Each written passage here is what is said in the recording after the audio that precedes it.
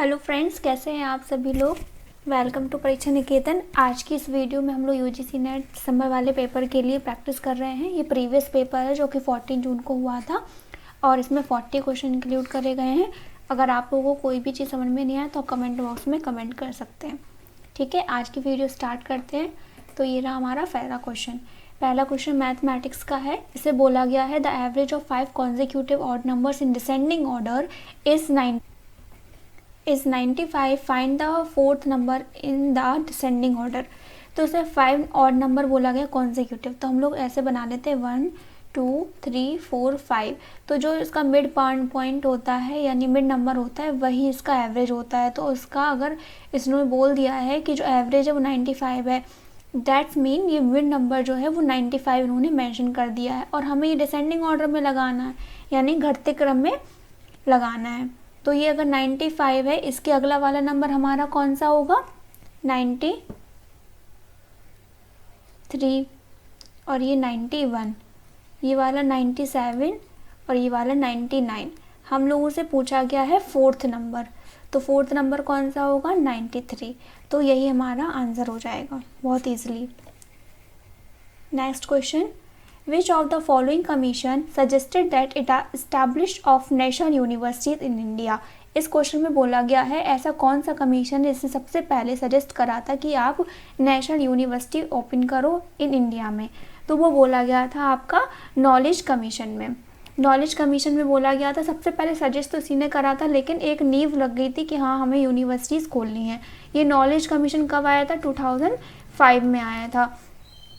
इन्होंने रिकमेंड करा था कि हमें यूनिवर्सिटी खोल देनी चाहिए इंडिया में, जिससे कि जो भी हमारे हायर एजुकेशन में है कोई भी दिक्कत ना हो। इन्होंने फर्स्ट नेशनल यूनिवर्सिटी खोली थी, वो थी IISER। इसका फुल फॉर्म क्या है the Indian institute of science education and research. क्या है Indian institute of science education and research. Mohali में खोला गया था। कब खोला गया 2006 में। और वो जो नॉलेज कमीशन था वो कब आया था 2005 में आया था। याद रखना पहली जो नेशनल यूनिवर्सिटी खोली गई थी वो 2006 में खोली गई थी। किसने रिकमेंड करा था नॉलेज कमीशन ने रिकमेंड करा था। ठीक है, next question, which of the following statement are so related that can neither both be true nor can they be false together. देखो ये वाले क्वेश्चन थोड़े से लॉजिकल रीजनिंग का ये क्वेश्चन है। ठीक है, तो इसमें स्क्वायर ऑफ ऑपोजिशन लगता है। वो क्या होता है, देखो इसमें 4 टर्म होते हैं। एक होता है A, E, I and O। तो इसका मीन क्या है, जैसे इसका मतलब होता है ऑल यानी इसके पॉजिटिव। जैसे हम लोग बोलते हैं ना all dogs are cat. Syllogism में अगर किसी ने पढ़ा होगा तो उसको पता होगा ऑल डॉग्स आर कैट। तो ये क्या यूनिवर्सल पॉजिटिव है। तो ये A जो है वो यही रिप्रेजेंट करता है यूनिवर्सल पॉजिटिव। और जो E होता है वो रिप्रेजेंट करता है यूनिवर्सल नेगेटिव। I जो प्रेजेंट करता है वो पढ़ता है सम। O रिप्रेजेंट करता है सम नॉट को। ठीक है, तो इसमें इन दोनों में जो A और O में जो कनेक्शन होता है और I और E में जो कनेक्शन होता है वो होता है A और O में जो कनेक्शन होता है वो कॉन्ट्राडिक्टरी होता है। I और E में भी कॉन्ट्राडिक्टरी होता है। और A और I का जो रिलेशन होता है वो होता है कॉन्ट्ररी। और I और A में जो कनेक्शन होता है वो होता है सब कॉन्ट्ररी।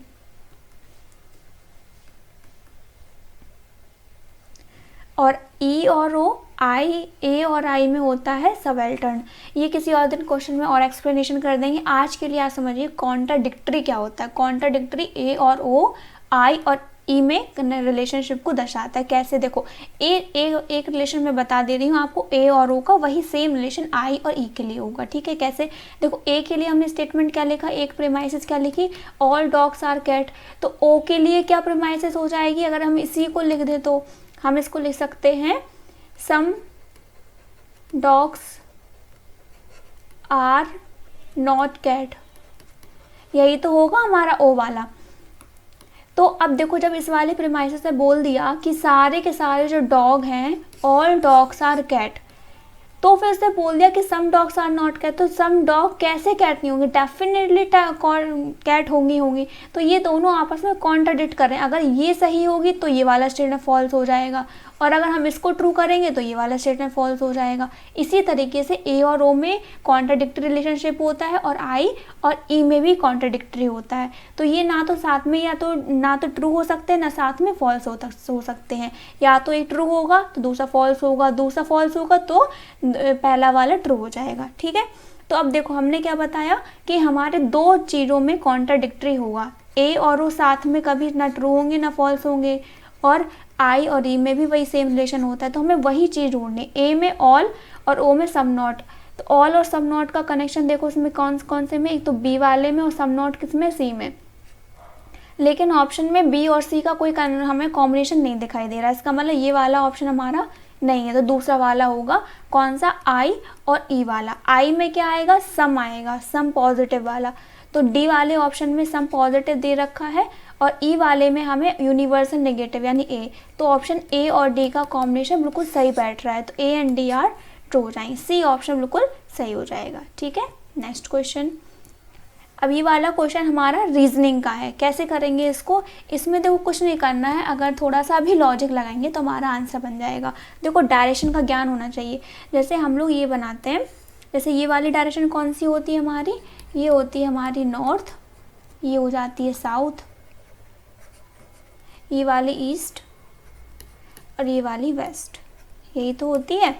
और इसके अगर बीच की हम लोग बात करें तो ये नॉर्थ ईस्ट हो जाएगी, अगर इसके बीच की बात करें तो ईस्ट साउथ हो जाएगी, इसकी बात करें तो वेस्ट साउथ हो जाएगी, और इसके बीच की बात करें तो नॉर्थ वेस्ट हो जाएगी। ठीक है, राइट। अब इसने इसको चेंज करा है, कैसे देखो, क्वेश्चन में बोल दिया कि जो साउथ ईस्ट वाली डायरेक्शन है वो ईस्ट हो जाए और जो नॉर्थ वेस्ट वाली डायरेक्शन है वो वेस्ट हो जाए। जो साउथ ईस्ट वाली डायरेक्शन है, तो साउथ ईस्ट वाली डायरेक्शन हमारी कौन सी है, साउथ ईस्ट वाली डायरेक्शन ये है ना, यहाँ पे दूसरा फिगर बना देते हैं। तो उसने बोला जो साउथ ईस्ट वाली डायरेक्शन है वो साउथ ईस्ट ना हो के क्या हो जाए, ईस्ट हो जाए। समझ रहे हो ना आप, उसको चेंज कर दिया। अगर ये ईस्ट है तो इसके अपोजिट वाली क्या हो जाएगी, वेस्ट हो जाएगी। अगर ये वेस्ट हो गई, हम लोग देखो जैसे ये वेस्ट है, वेस्ट के अगर हम लोग क्लॉकवाइज चलें तो इसमें ईस्ट आना चाहिए अगली वाली डायरेक्शन, है ना, इसके अपोजिट में। तो ये वाली डायरेक्शन हमारी कौन सी हो जाएगी, नॉर्थ हो जाएगी, और ये वाली डायरेक्शन साउथ हो जाएगी इसमें। और ये वाली डायरेक्शन नॉर्थ ईस्ट हो जाएगी, ये वाली साउथ ईस्ट हो जाएगी, ये वाली west south, that's is west and north. इसमें बोला गया कि जो नॉर्थ वाली डायरेक्शन है वो क्या हो जाएगी, तो हमारी नॉर्थ डायरेक्शन ये है, और नए फिगर में कौन सी हो गई हमारी, वेस्ट नॉर्थ हो गई। तो हमारी वेस्ट नॉर्थ यानी कि नॉर्थ वेस्ट भी कह सकते हैं, नॉर्थ वेस्ट, ये वाला ऑप्शन यानी बी ऑप्शन सही हो जाएगा। Clear, next. ये भी लॉजिकल रीजनिंग का क्वेश्चन है। इसे बोला गया कौन सा स्टेटमेंट इस वाले स्टेटमेंट के इक्विवेलेंट है। देखो एक इसमें नियम होता है नो वाले केस में, अगर बोला गया नो सेंट्स आर मटेरियलिस्ट तो इसका अपोजिट भी इसके इक्विवेलेंट होगा, नो मटेरियलिस्ट्स आर सेंट। तो ये वाला इसके इक्विवेलेंट हो जाएगा। तो ऑप्शन कौन सा सही हो जाएगा, ए वाला ऑप्शन सही हो जाएगा। Clear, next. ये हमारा कंप्यूटर से क्वेश्चन है कन्वर्जन का। इसको कैसे करेंगे, 67 को डेसिमल में है, इसको बाइनरी में चेंज करना है। ये रिपीटेड क्वेश्चन है, बहुत बार आते हैं। 2 3 जा 6, 2 3 जा 6, 1 बचेगा यहाँ पे। फिर 2 से इसको डिवाइड करेंगे, 2 1 जा 2, 2 6 जा 12, 1, 2 8 जा 16, 0, 2 4 जा 8, 0, 2 2 जा 4, 0, 2 1 जा 2 0। ठीक है, तो हमने इसको बताया था अपोजिट में लिखेंगे, यानी 1 0 0 0 0 1 1। ये इसका बाइनरी कन्वर्जन हो जाएगा, पर ऑप्शन में तो ये मैच नहीं हो रहा, इसका मतलब फर्स्ट स्टेटमेंट फॉल्स हो जाएगा। ठीक है, अब दूसरा वाला चेक करते हैं कि वो सही है कि नहीं। तो 2 1 4 को ऐसा करते हैं, बाइनरी में करके चेक कर लेते हैं। 2 1 4 को चेक करते हैं। 2 1 जा 2, 2 7 जा 14, 0, 2 5 जा 10, 2 3 जा 6, 1, 2 2 जा 4, 2 6 जा 12, 1, 2 1 जा 2, 2 3 जा 6, 0,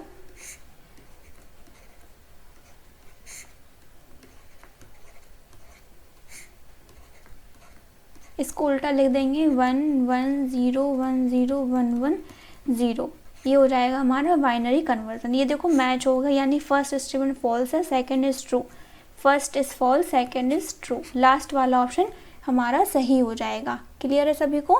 नेक्स्ट,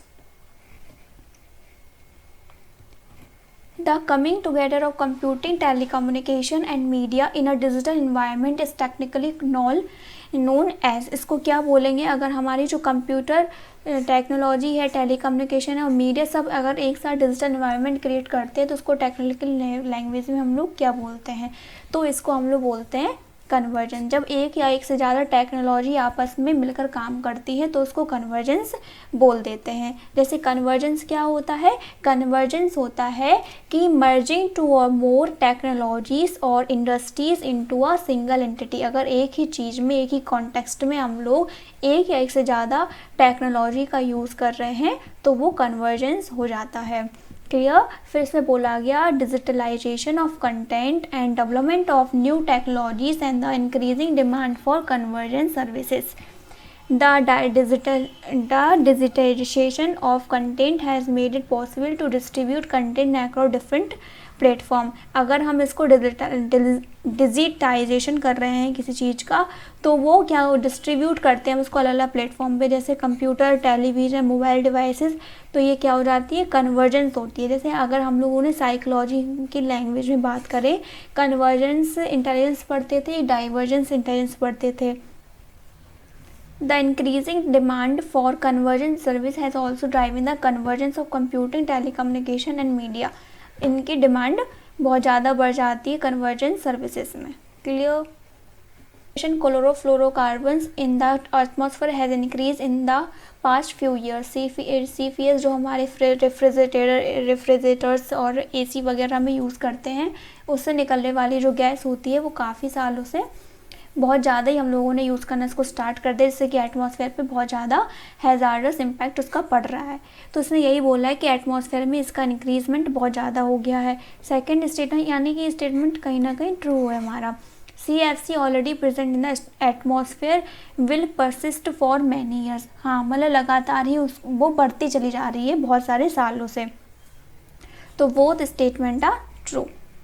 इसमें देखो क्या बोला गया है कि जो हमारा एटमॉस्फेयर है वो बढ़ रहा है काफ़ी सालों से, because not easily broke down easily into natural process, क्योंकि नेचुरल इन्वायरमेंट है, अपने आप तो ब्रोक डाउन होती नहीं है। जैसे कि अगर नॉर्मली हम लोग चीज़ें देखें तो वो एनवायरमेंट अपने आप में गला लेती है, पर ये ऐसी गैस होती है जो कि नेचुरल इसको नहीं ब्रेक डाउन कर पाती है। जैसे कि इन्वायरमेंट में इसका इंक्रीजमेंट लगातार बढ़ता जाता है, जो कि हमारे इन्वायरमेंट के लिए, एटमॉस्फेयर के लिए बहुत डेंजरस होता है। अगला क्वेश्चन है, which of the following are requirements for good teaching. Good teaching के लिए क्या हम लोगों के पास रिक्वायरमेंट होनी चाहिए? टीचिंग के लिए सबसे बड़ी चीज़ है हमारे पास टीचिंग स्किल्स। टीचिंग स्किल्स में क्या क्या होनी चाहिए हमारे पास? एक तो कम्युनिकेशन स्किल बहुत अच्छी होनी चाहिए, जो सब्जेक्ट बच्चों को हम प्रोवाइड कर रहे हैं उसकी कंटेंट नॉलेज होनी चाहिए, इंटरेक्शन बहुत अच्छा होना चाहिए और इंटरपर्सनल रिलेशनशिप बहुत अच्छा होना चाहिए। तो इसी के बिहाफ पे हम लोग टीचिंग अच्छी कर पाएंगे। पहला बोला गया responsive human environment to foster exploration. Exploration मतलब हम और चीज़ें एक्सप्लोर कर पाएँ, मतलब ऐसा इन्वायरमेंट क्रिएट कर दे ताकि बच्चा हम लोगों से इन्वॉल्व होकर और चीज़ों को एक्सप्लोर कर पाए। सेकेंड ऑप्शन है appropriate responsiveness to the child and the group. अगर चाइल्ड जो होता है और जो ग्रुप होता है वो अगर हमें रिस्पॉन्स अच्छा देता है तो टीचिंग भी अच्छी होती है। सेकेंड है knowledge of subject matter. Obviously अगर हम टीचिंग कर रहे हैं तो टीचिंग करने के लिए सबसे बड़ा चीज़ कंटेंट नॉलेज तो होता ही है, वो नहीं होगा तो आप टीचिंग कैसे कर पाओगे? क्लियर? तो ये तीन तो ऑप्शन बिल्कुल फिट बैठ रहे हैं। Maintaining interpersonal relationship. इंटरपर्सनल क्या होता है? जब हम अपनी बात किसी दूसरे तक आसानी से पहुंचा पाएँ और दूसरे की बात भी अपने तक अच्छे से समझ पाते हैं, तो वो होता है इंटर रिलेशनशिप। और इसी का अपोजिट एक होता है इंट्रापर्सनल। इंट्रापर्सनल क्या होता है? जब हम खुद से ही अपने आप को बात समझाने की कोशिश करते हैं सेल्फ में, तो वो होता है इंट्रापर्सनल। पर यहाँ इंटरपर्सनल लिखा यानी हम एक दूसरे से अपनी बातों को इंटरेक्ट कर पाते हैं, तो डी ऑप्शन भी बिल्कुल सही है। ई बोला गया है strict attendance to rigid teaching plan. Rigid नहीं होना चाहिए, फ्लेक्सिबल होना चाहिए टीचिंग प्लान, ताकि बच्चा अपने हिसाब से सेल्फ लर्निंग भी कर पाए। हमें रिजल्ट बिल्कुल नहीं होता है टीचिंग लर्निंग प्रोसेस में, यानी ई नहीं होगा, बाकी 4 ऑप्शन सही हो रहेंगे, बी ऑप्शन बिल्कुल करेक्ट होगा। क्लियर। नेक्स्ट ऑप्शन सीरीज से है। सीरीज में कैसे करेंगे हम लोग, इसमें सबसे पहले गैप देख लेते हैं कैसा है। जैसे 5 के बाद 9 आया है तो क्या हुआ है, +4 हुआ है। 9 के बाद 3 यानी कम हुआ है, कितना कम हुआ है, -6। 3 के बाद 11 फिर बढ़ गया है, लेकिन कितना बढ़ गया है, +8। 11 के बाद 10 कितना कम हुआ है, -10। और 1 के बाद 12 +12। 13 के बाद -1 हुआ है, -14। और तो अब कितना आएगा, देखो इनमें 2 का गैप है ना, तो इसमें भी 2 का गैप आएगा, यानी 16 होगा, पर वो पॉजिटिव होगा। तो -1 + 16 कितना होगा, 15 हो जाएगा।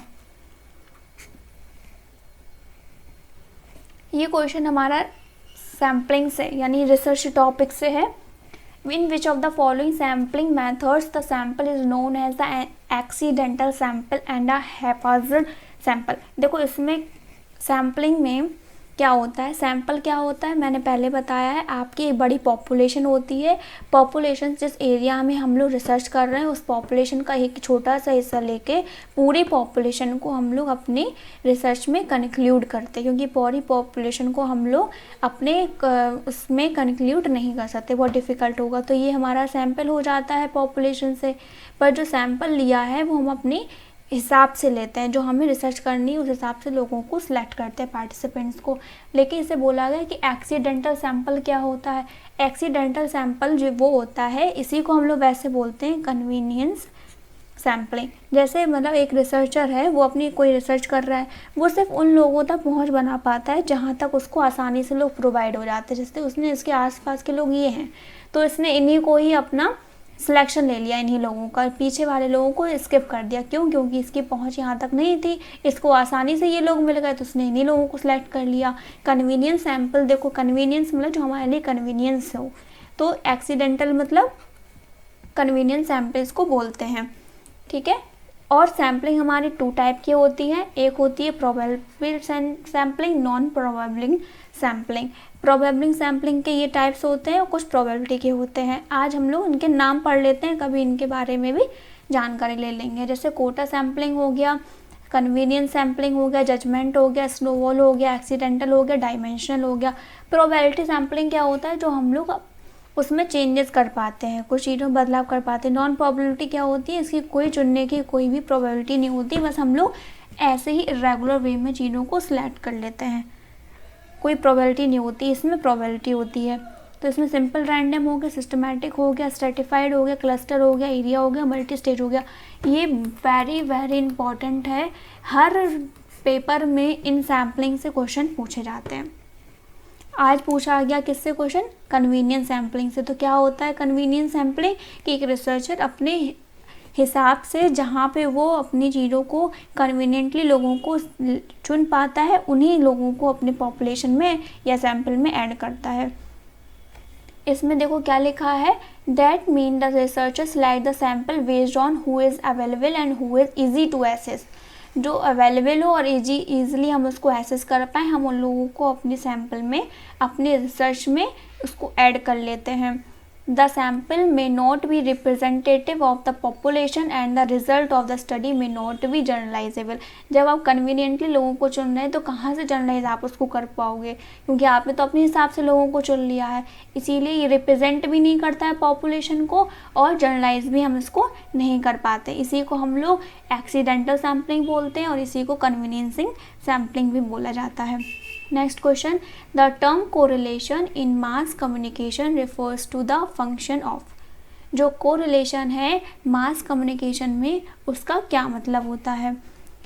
कोरिलेशन मतलब क्या होता है, किन्हीं 2 चीज़ों में संबंध निकालना, कोई कोरिलेशन निकालना, उसको बोलते हैं। लेकिन मास कम्युनिकेशन के क्षेत्र में उसको क्या बोलेंगे, उसको बोलेंगे इंटरप्रिटेशन। इंटरप्रिटेशन का मतलब क्या होता है, जब हम किसी चीज़ को एक्सप्लेन कर पा रहे हैं, इंटरप्रेट कर पा रहे हैं, व्याख्या दे पा रहे हैं उस चीज़ की।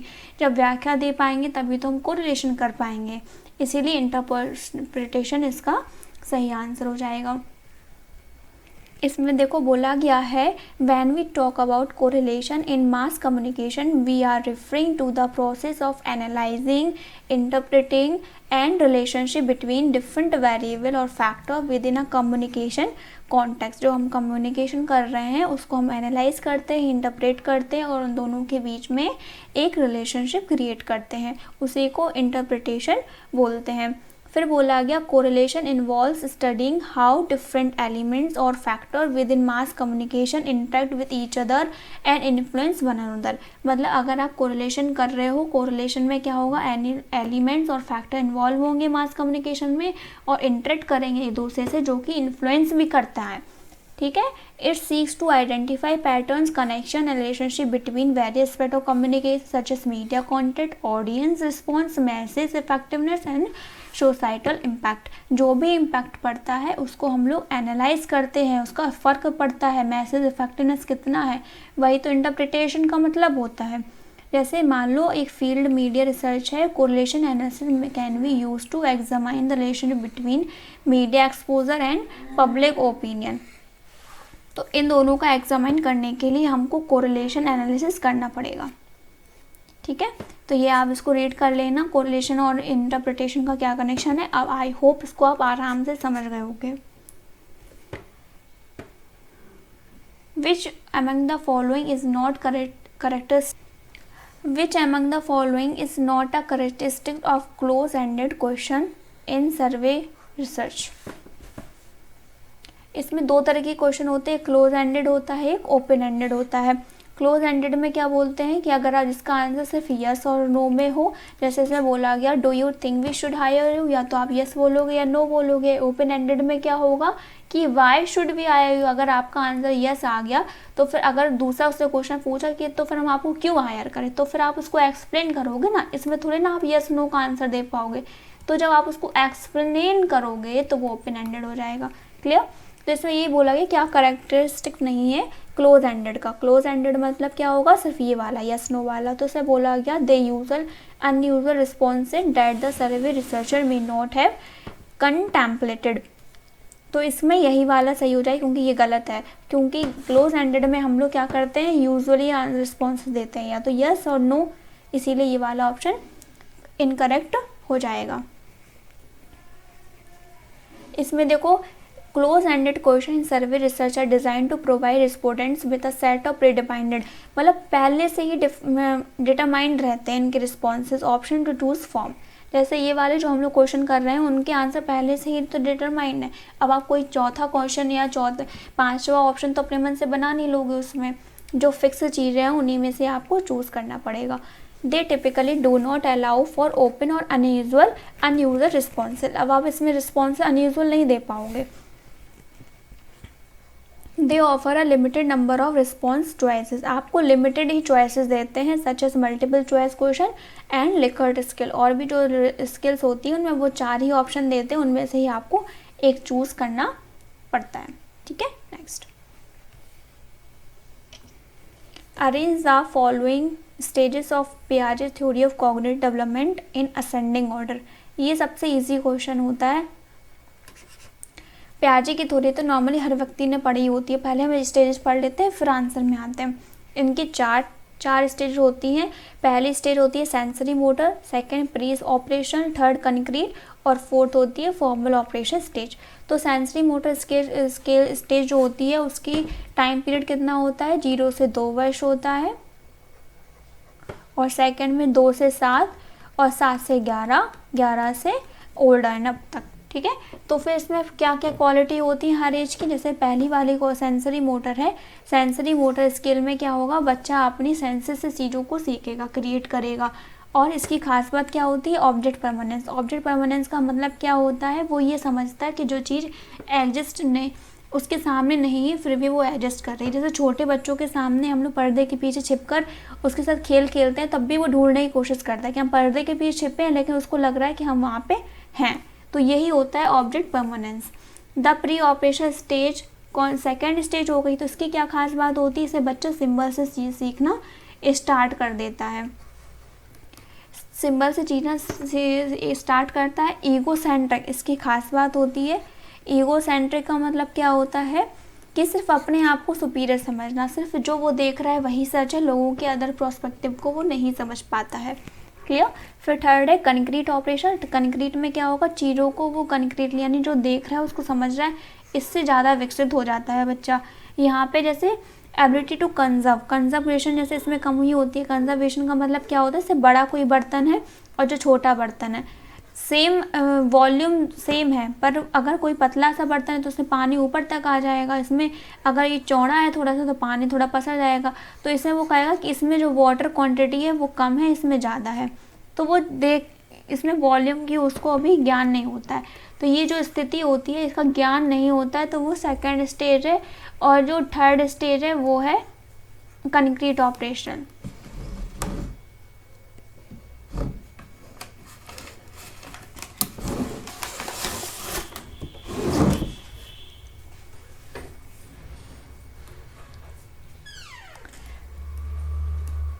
फोर्थ स्टेज क्या है इसकी, फॉर्मल ऑपरेशन। ये फाइनल स्टेज होती है, इसमें बच्चा एडल्ट, जैसे इसका एज पीरियड क्या है 11 साल से, तो यहाँ पे एडोलसेंस की स्टेज पे बच्चा आ जाता है। यहाँ पे एब्स्ट्रैक्टली और हाइपोथेटिकल डिडक्शन रीजनिंग उसमें डेवलप होनी स्टार्ट हो जाती है।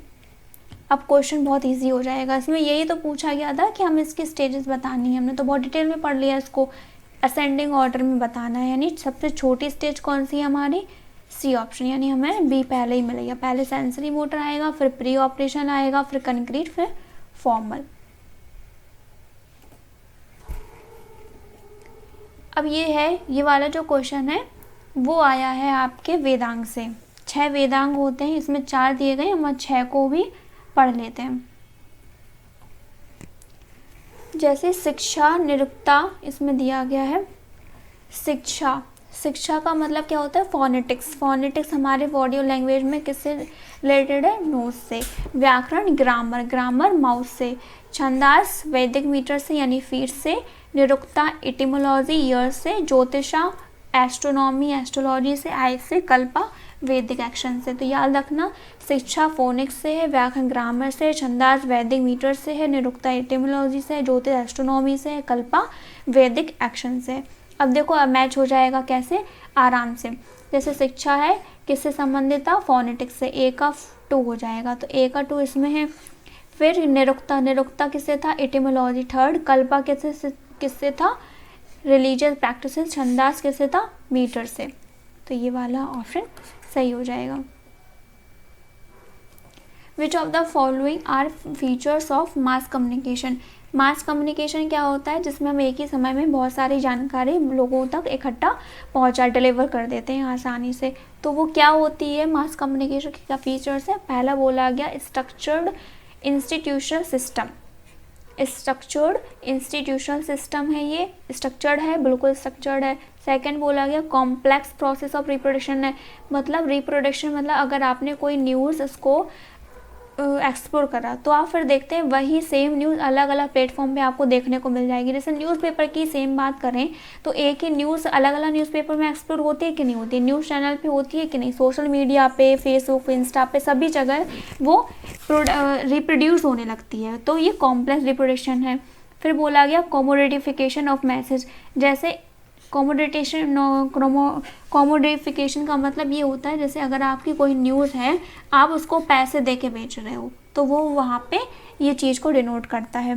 पर्सनलाइज्ड वे ऑफ कम्युनिकेशन नहीं, मास कम्युनिकेशन कभी भी पर्सनलाइज्ड नहीं होता है। इसमें मैंने बोला ना, एक ही न्यूज़ को आप स्प्रेड कर रहे हो, तो फिर वो पर्सनलाइज्ड कैसे होगा। डी तो डेफिनेटली नहीं होगा। अगर डी नहीं होगा तो ये तीनों ऑप्शन तो वैसे ही कट हो गए। ए बी सी हमें राइट आंसर मिल गया।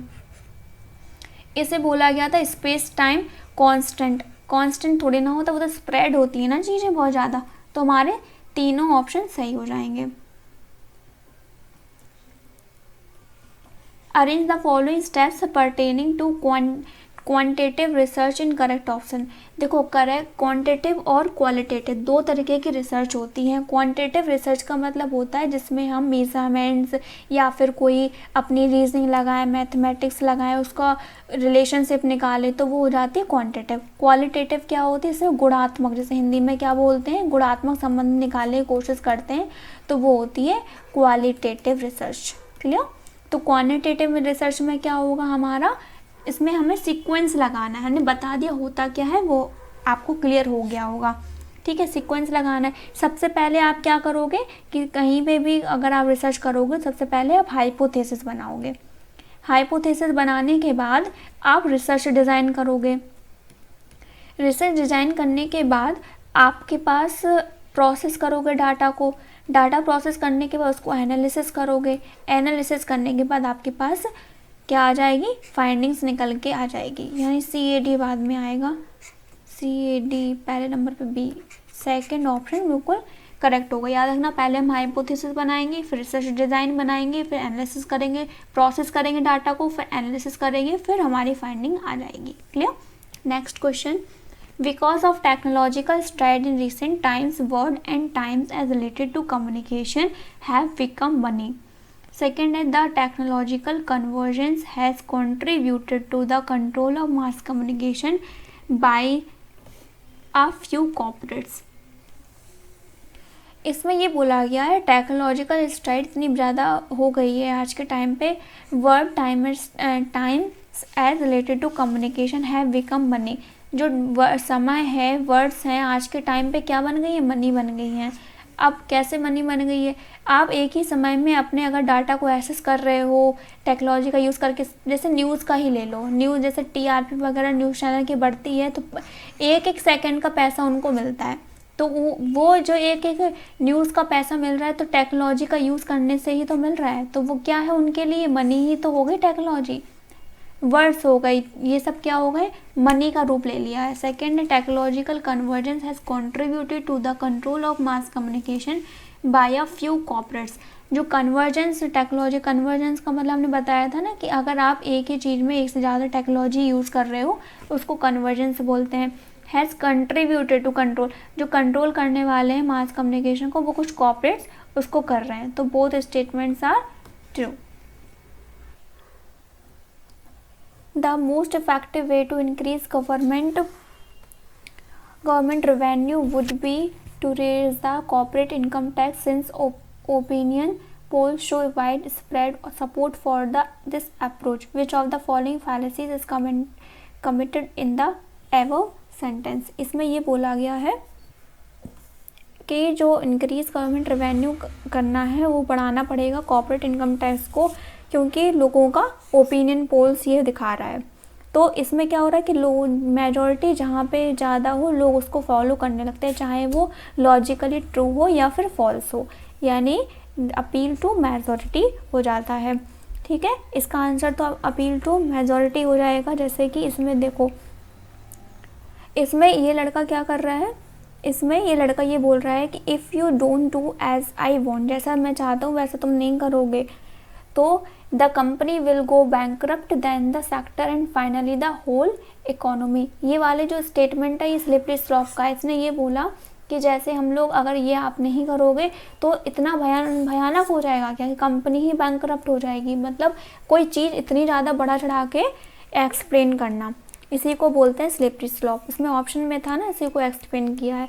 फिर एक appeal to popularity, appeal to popularity यानी जो अभी हमने पढ़ा अपील टू मेजॉरिटी, उसी को बोलते हैं अपील टू पॉपुलैरिटी। जो लार्ज नंबर बिलीव करते हैं उस चीज़ को, चाहे as evident that believe is correct, मतलब कुछ भी चीज़ हो बस एविडेंस के तौर पे या फिर हमने लार्ज नंबर ऑफ पीपल उसको मानते हैं वही चीज़ सही है तो हमने भी उसको मान लिया। जैसे इसमें एग्जाम्पल दे रखा है, many people believe P is true, therefore P is true, चाहे वो सही हो चाहे नहीं हो लेकिन बहुत से लोग मानते हैं इसीलिए हमने भी मान लिया इसको। Microsoft makes the best computer operating system. After all, more people use Windows than any other operating system. Windows के अलावा कोई लोग ऑपरेटिंग सिस्टम यूज़ नहीं करते, इसीलिए माइक्रोसॉफ्ट जो होती है बेस्ट कंप्यूटर सॉफ्टवेयर कंपनी है। क्लियर। तो इसमें अपील टू मेजॉरिटी सब लोग समझ गए, जहाँ पे लोग आर्गू नहीं करते हैं, जो चीज़ लॉजिकली सही हो चाहे नहीं हो लेकिन वाइडली अगर वो पॉपुलर है, वाइडली एक्सेप्टेबल है तो वो फैलेसी हो जाती है। वहाँ पे कौन सी फैलेसी होगी, अपील टू मेजॉरिटी हो जाएगी। अपील टू इमोशन क्या होती है, अपील टू इमोशन ये होती है कि इमोशन में आगे हम लोग कोई चीज़ को सही मान लेते हैं, चाहे हम अपने फियर से चाहे अपने लव से, किसी भी चीज़ से हम उसको इमोशनली बहुत ज़्यादा इन्फ्लुएंस हो जाते हैं, उसको बोलते हैं appeal to emotion. Slippery slope बताया दिया कि हम लोग किसी चीज़ को बहुत बढ़ा चढ़ा के कोई बात बोलें। फिर appeal to an appropriate an authority, इसका मतलब ये तब होती है जब हम लोग परसुएट करते हैं authority figure who is not actually an expert on the topic eight hand, मतलब कोई चीज़ उसकी ऐड करता है जिसके में वो अप्रोप्रिएट ही नहीं बैठता है, तो इसीलिए इसको बोला जाएगा an appropriate authority. Next question हो जाएगा which of the following are course of reception in communication. Communication में बोला गया है कोर्स ऑफ रिसेप्शन, मतलब जो हम लोग रिसीव करते चीज कौन सी चीज़ रिसेप्शनल है। जैसे अगर आप बाई स्टैंडर्ड हो, बाई स्टैंडर्ड मतलब आप दो लोग आपस में बातें कर रहे हो, आप इनसे कर रहे हो, एक व्यक्ति अलग खड़ा है, तो क्या वो कम्युनिकेशन में इन्वॉल्व है? नहीं है, यानी बाई स्टैंडर्ड तो इन्वॉल्व नहीं होगा कम्युनिकेशन में। डोमिनेंट क्या होता है कि आप एक दूसरे से डोमिनेंट कर रहे हो। नेगोशिएट बातचीत होता है डेफिनेटली। अपोजिशन अगर आप बात कर रहे हो तो अपोजिशन भी करोगे। चैनल तो एक माध्यम होता है, वो कम्युनिकेशन में थोड़ा ना शामिल है, वो एक तरीका होता है, चैनल माध्यम होता है। तो इसमें ये बोला गया कम्युनिकेशन में कौन चीज़ें हैं, कौन सी मतलब रिसेप्शनल है, एक दूसरे से चीज़ें सुनते हैं, तो ये चीज़ होंगी। बाई स्टैंडर्ड ए नहीं होगा, ए नहीं होगा, ये वाला ऑप्शन कट, ये वाला ऑप्शन कट, ए नहीं होगा तो ये कट, ये सेकंड ऑप्शन हमारा सही हो जाएगा। मीथेन के बारे में बताना है। Methane is a green gas house, बिल्कुल ग्रीन गैस हाउस है ये हमारी, जो कि इफेक्ट करती है किसको, हमारे ओजोन लेयर को। Is a polycyclic aromatic hydrocarbon, क्या ये ऐसी चीज़ है? नहीं। ये component in determining air quality index, देखो एयर क्वालिटी इंडेक्स आ गया, हमने ये पिछले प्रीवियस पेपर में इसको सॉल्व करा था। इसमें के बारे में क्या बताया था, ये क्वालिटी बताया था एयर की, नंबर होते हैं इसमें 0 से 500 के बीच में, और पढ़ते पढ़ते में 50-50 का डिफरेंसेस होते हैं, हमने पढ़ा था ना इसको। देखो यहाँ पे आ गया, तो हाँ ये डिटरमाइनेड होता है कि नहीं, ये मीथेन तो डिटरमाइनेड नहीं होता है। तो फिर कौन सा होता है, फॉर्मेशन ऑफ ओजोन, फॉर्मेशन में काम आता है, हाँ आता है ये फॉर्मेशन में। और VOC क्या होता है, वॉलेटाइल ऑर्गेनिक कंपाउंड, हाँ तो D होगा, E होगा और A होगा, ADE। Which of the following component are part of the central processing unit, CPU के कौन से पार्ट हैं जो कि von Neumann model for computer system. इसको आप निगलेक्ट भी कर दो ना, अगर आप इसके बारे में नहीं जानते तो भी आप लॉजिकली इस क्वेश्चन का आंसर दे सकते हो। कैसे, इसमें हमसे कंपोनेंट पूछा गया है CPU के। CPU में क्या क्या होता है, ALU होता है कि नहीं होता, डेफिनेटली ALU होता है, जो अर्थमेटिकल लॉजिकल यूनिट होता है, जो हमारे कौन से पार्ट को क्या करता है, हमारे जो अर्थमेटिक ऑपरेशन होता है उसको करता है, तो ये तो CPU का पार्ट होता है। क्या हार्ड डिस्क ड्राइव होता है, नहीं, ये मेमोरी का पार्ट होता है, CPU का पार्ट नहीं होता है। मेमोरी एड्रेस रजिस्टर तो CPU का पार्ट होता है। A और C तो डेफिनेटली होंगे। ये ड्राइव नहीं होता, ड्राइव किस में होता है, हमारे मेमोरी में होता है, कंट्रोल यूनिट होता है, ठीक है। एक MU होता है, CU होता है और ALU होता है, ये CPU के पार्ट होते हैं। तो कंट्रोल यूनिट, रजिस्टर हो गया, कंट्रोल यूनिट हो गया, और अर्थमेटिक में हो गया, तो उसका ऑप्शन क्या हो जाएगा, A, C and E। Assessment से तो देखो हमेशा ही क्वेश्चन आते हैं, इसे पूछा गया given to learners during the course of instruction after rather than after it is completed, मतलब जो कम्प्लीटेड ना हो उसके पहले ही हम उसको इंस्ट्रक्शन दे दें, तो वो क्या होता है, एंड ऑफ द कोर्स कौन सा असेसमेंट होता है, सब लोग बताओ, वो होता है समेटिव असेसमेंट।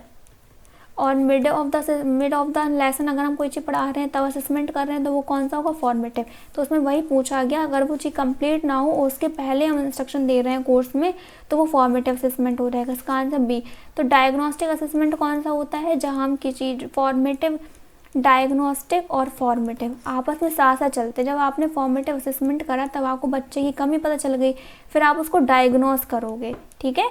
तो डायग्नोस्टिक क्या होता है, बच्चे की कमी को पहचानना, तब तो आप उसको फॉर्मेटिव से दूर कर पाओगे। समेटिव असेसमेंट क्या होता है, एंड ऑफ द कोर्स होता है। यहाँ पे हम लोग बच्चे में सुधार नहीं कर पाते, सीधा जज करते कि हाँ तो फेल है या पास है। प्लेसमेंट असेसमेंट क्या होता है, एंट्री बिहेवियर होता है।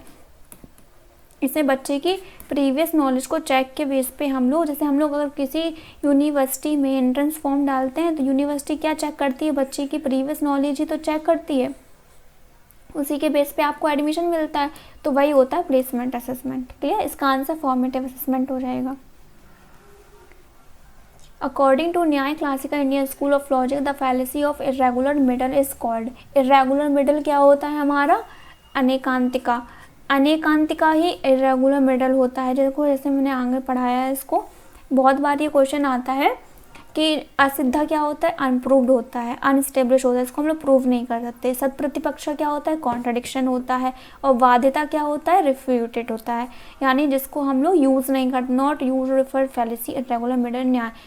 ठीक है, ये वाले जो टर्म होते हैं ये न्याय फिलॉसफी में हम लोग यूज़ नहीं करते इरेगुलर मिडल में। इरेगुलर मिडल में हम यूज़ करते हैं अनेकांतिका। Which of the following is not national action plan on climate change. इसमें 8 एक्शन प्लान आते हैं, वो रहे ये। जैसे इसमें हमारे जैसे ये था national action plan for on climate change, इसको लॉन्च करा गया था 2008 में, गवर्नमेंट ऑफ इंडिया ने करा था। इसमें 8 नेशनल मिशन हैं, जो इसका एम क्या है? माइटिगेट करना और क्लाइमेट चेंज को एडेप्टेबल बनाना। ठीक है, तो इसके 8 मिशन ये हैं, इनको लर्न कर लो, एक बार रीड कर लो, उसके बेस पे हमारा आंसर निकल के आ जाएगा। जैसे पहला नेशनल सोलर अलायंस है, नेशनल सोलर मिशन है, और कौन सा है? National mission for enhance energy efficiency, sustainable habitat, sustainable agriculture, strategic knowledge on climate change, mission for Indian agriculture, national water mission, sustainable Himalaya ecosystem. तो इसमें देख लो कौन सा नहीं है, बताना है कौन सा नहीं है। नेशनल सोशल मिशन तो था हमारा, और फिर से बोला गया ओशन वाला कहीं पे भी नहीं था। नेशनल मिशन ग्रीन इंडिया और वाटर मिशन था, यानी बी ऑप्शन हमारा सही हो जाएगा।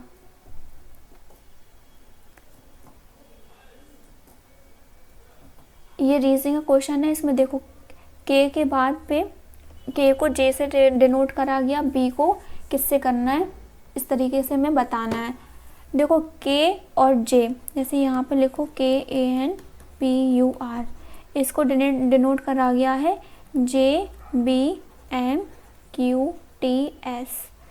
के बाद जे आता है कि जे के बाद, यानी यहाँ -1 हुआ है, यहाँ पे +1 हुआ है, यहाँ पे -1 +1 -1 हुआ है, तो इसमें भी वही हो जाएगा। इसमें -1 होगा तो ए हो जाएगा, +1 होगा, ओ के बाद क्या आता है? पी होता है, -1 NAPN।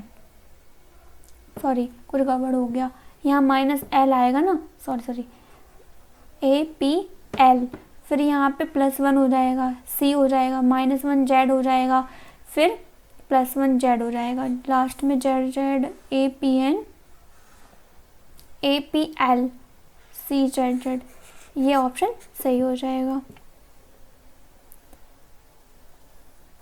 An article is sold at certain price of selling article 2/3 that price, there is a loss of 10% gain % of its original price।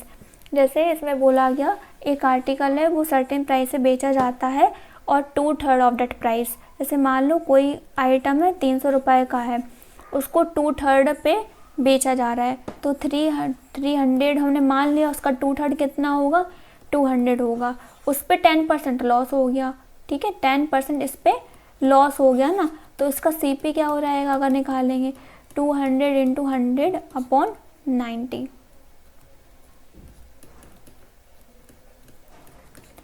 ये हो गया। अब हमें क्या निकाला? Find the gain % on its original price. Original price 300 था इस पे, और अभी हमारा CP ये है, तो इस पर हमें ओरिजिनल प्राइस निकालना, तो इसका रेशियो निकाले 300 और 2000/9 है, 20 से 20 काट दो, यहाँ पे आ जाएगा 27 × 20, तो यहाँ पे 7/20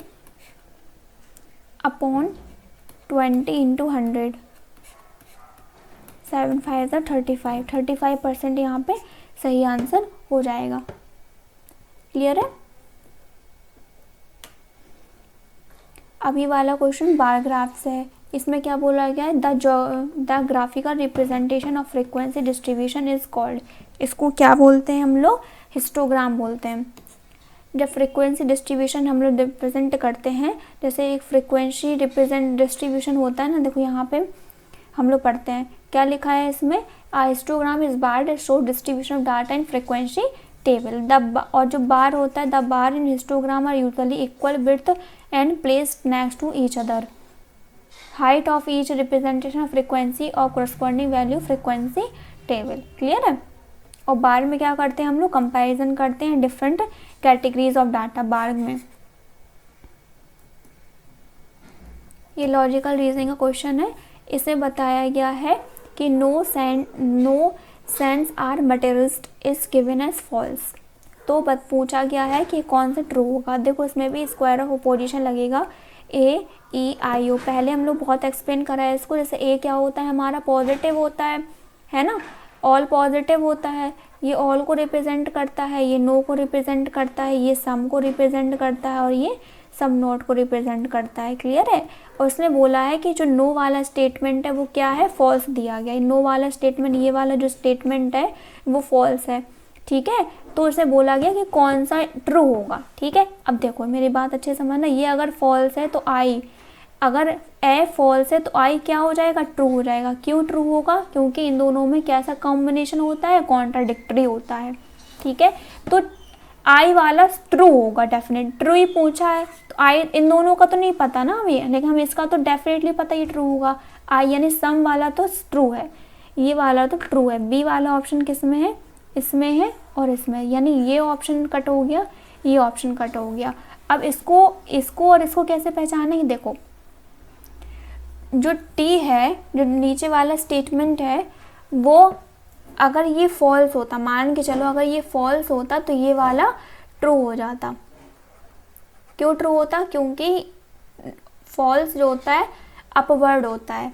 इसको किसी और दिन अच्छे से एक्सप्लेन कर देंगे, अभी इतना समझ लो कि जो फॉल्स, अगर यहाँ फॉल्स होता तो हम इसको ट्रू बोल पाएंगे, लेकिन ट्रू के बेस पे इसको अभी हम कुछ कह ही नहीं पाएंगे। तो सिर्फ हम यही बता पाएंगे कि हमारा बी डेफिनेटली ट्रू है। ठीक है, और वैसे भी आप खुद एक लॉजिक लगाओ, अगर कोई भी सेंट मेटलिस्ट नहीं है तो क्या सारे के सारे मेटलिस्ट हो जाएंगे, ऑल पॉजिटिव हो जाएगा, तो ये तो कतई नहीं होगा ना। अगर ये ट्रू है तो ये तो फॉल्स डेफिनेटली होगा ही होगा ना, है ना। तो ये वाला तो ए गलत है, तो ए गलत है तो ये भी गलत है, बी वाला हमारा सही हो जाएगा। Next question. अब इसमें देखो, इसमें कीवर्ड पकड़ना आप लोग, क्या है कीवर्ड। जैसे मेटा कॉग्निशन लिखा है, मेटा कॉग्निशन यहाँ पे लिखा है, ये बहुत पॉपुलर वर्ड है, ये बहुत बार आता है। मेटा कॉग्निशन क्या होता है, मेटा कॉग्निशन का मतलब होता है कि कोई नॉलेज के बारे में खुद उसको इंटरप्रेट करना।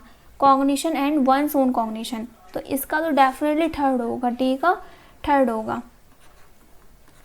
सारे ऑप्शन कट हो गए, ये वाला ऑप्शन ही बचा है। अब देखो फैक्चुअल में क्या होगा, जो चीज़ है सिर्फ वही है। The basic element student must know be acquainted with the discipline, मतलब ये चीज़ एक्वेंट कर लो, फैक्चुअल है। कॉन्सेप्चुअल में क्या करेंगे हम लोग, अपने रिलेशनशिप निकालेंगे, the inter relationship among the basic elements with in a larger structure of function together. और प्रोसीजर क्या होगा, कोई एक प्रोसेस फॉलो करेंगे, how to do something, method of inquiry, criteria, skills वगैरह इसमें हो जाएंगे। हमारा अभी बी ऑप्शन सही हो जाएगा। ये वाला क्वेश्चन किस में आया है, हमारा एक्सेल से आता है, अक्सर ये वाला क्वेश्चन पूछा जाता है। इस वाले क्वेश्चन में क्या बोला गया कि जो एक्सेल है सी कॉलम में ये वाली रो होती है, ये होती है हमारे रो, ये होते हैं कॉलम। इसमें बोला गया कि formula would put in C4। C4 कौन सा होगा, C ये है और 4 ये है। इस वाले में able to copy that cell down to rest of the column C, इसमें ये नीचे आ जाए। तो इसका ऑप्शन कौन सा सही होगा हमारा, ये वाला। क्यों सही होगा, इसमें B1 से सिलेक्ट करेंगे ये चीज़ हम लोग और B4 तक इसको कैप्चर करके चलेंगे, फिर इसको कॉपी कर देंगे, तो ये वाला सही हो जाएगा।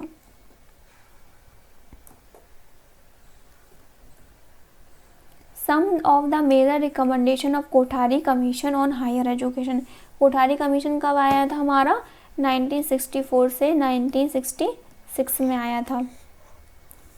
ठीक है, तो इसमें कौन सी चीज़ें रिकमेंडेशन करी गई थी, avoid introducing new courses, new courses को अवॉइड करा गया था, नहीं इसको इंट्रोड्यूस करा गया था। तो ए ऑप्शन हमारा गलत हो गया।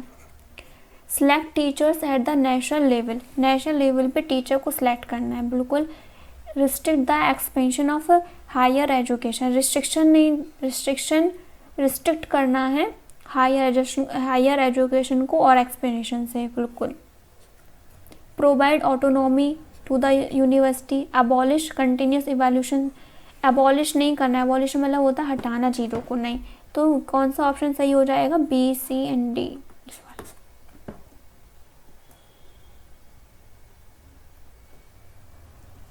Which of the following affects the downloading speed of web page at the least?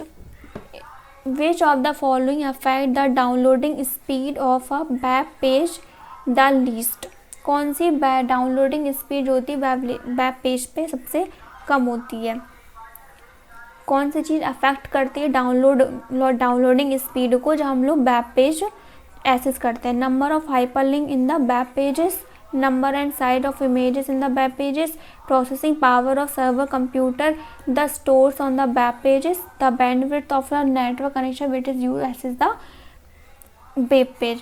सबसे लीस्ट कौन सा करेगा, ये करेगा। हाइपर लिंक्स वेब पेज पे थोड़ी ना कोई वो करता है, ये सारी चीज़ें तो तब भी करेंगे अगर आपका इंटरनेट कनेक्शन स्लो है तो वेब पेज इफेक्ट करेगा, अगर आपका सर्वर सही से नहीं है तो इफेक्ट करेगा, और अगर आपने बहुत सारी साइड ऑफ इमेज बहुत बड़ी खोल ली है तो भी इफेक्ट करेगा, लेकिन सबसे कम ये वाली चीज़ करेगी। ए ऑप्शन बिल्कुल सही हो जाएगा।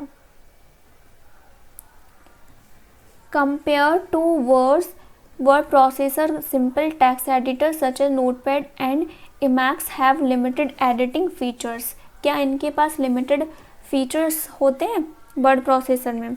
कंपेयर टू वर्ड प्रोसेसर में तो काफ़ी फैसिलिटी मिल जाती है हमें, और जो सिंपल टेक्स्ट एडिटर होते हैं नोटपैड और एमएक्स वगैरह, इनमें लिमिटेड एडिट फीचर होते हैं डेफिनेटली। वर्ड प्रोसेसर में तो बहुत फैसिलिटी रहती है, जिससे हम अपने किसी भी वर्ड डॉक्यूमेंट को बहुत अच्छे से डेकोरेट कर सकते हैं, प्रेजेंटेशन बहुत इंटरेस्टिंग बना सकते हैं। सेकंड ये वाला स्टेटमेंट डेफिनेटली ट्रू हो जाएगा। Files created with simple text editor can not be open with word processor.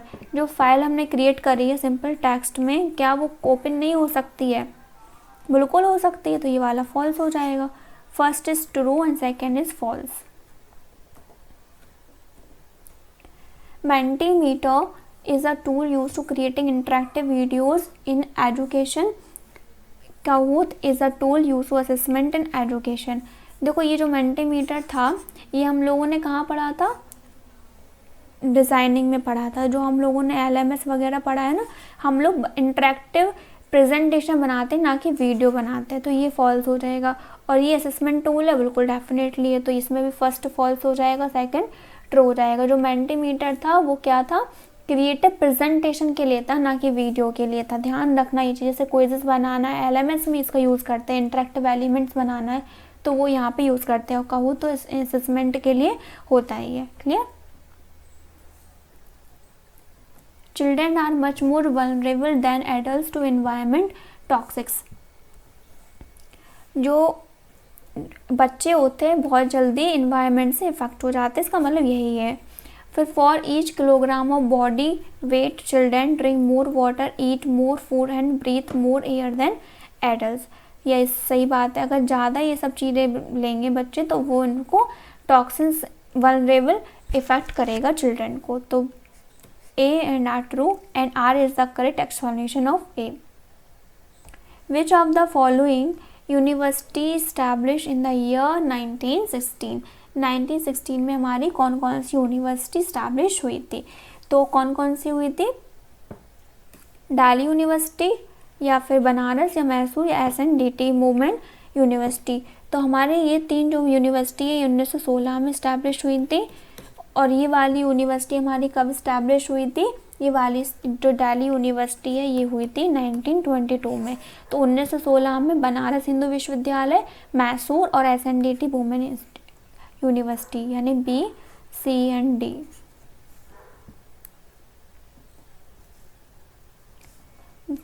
From the fourth 5-year plan onward the focus on technical education was to।